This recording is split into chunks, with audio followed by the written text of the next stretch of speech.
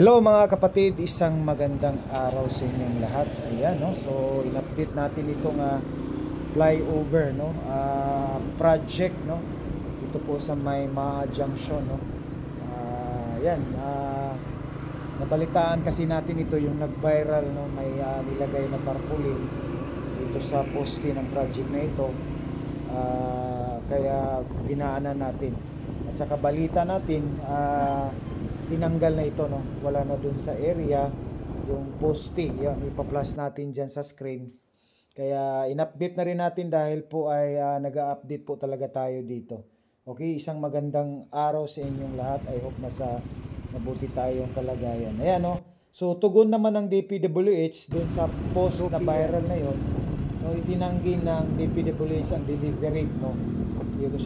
Yung sa delay sa Maa flyover projects sa Davao City. So yan, tinugunan ng Department of Public Works and Highways o DPWH Region 11 ang viral social media, no, nung media claims na nagmumungkahi na ang Maa flyover sa Davao, pundo nito ay pinigil ng kasalukuyan administration. So yun po ang nakalagay dun sa tarpaulin.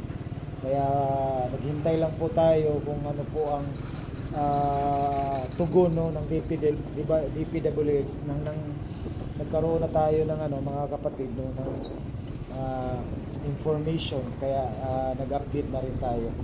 Okay, so yan. So bilang tugon, nilinaw ng DPWH na ang proyekto ay ganap na pinunduhan at tiniyak sa publiko na ang paglipat ng mga utility ay binigyan din ng ahensya na manatiling top priority ang pagkumpleto ng flyover. So ayan po, no, yan po ang tugon ng DPWH. At saka ayan, nakita natin ito, no. Ito po yung update ngayon dito sa may mga flyover projects.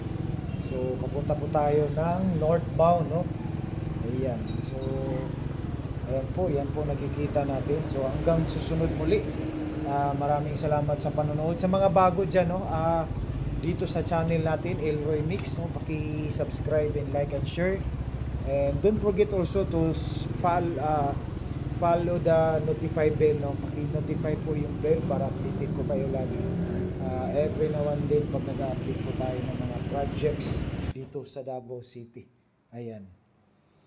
Maraming salamat. God bless you all as you watch. Bye-bye.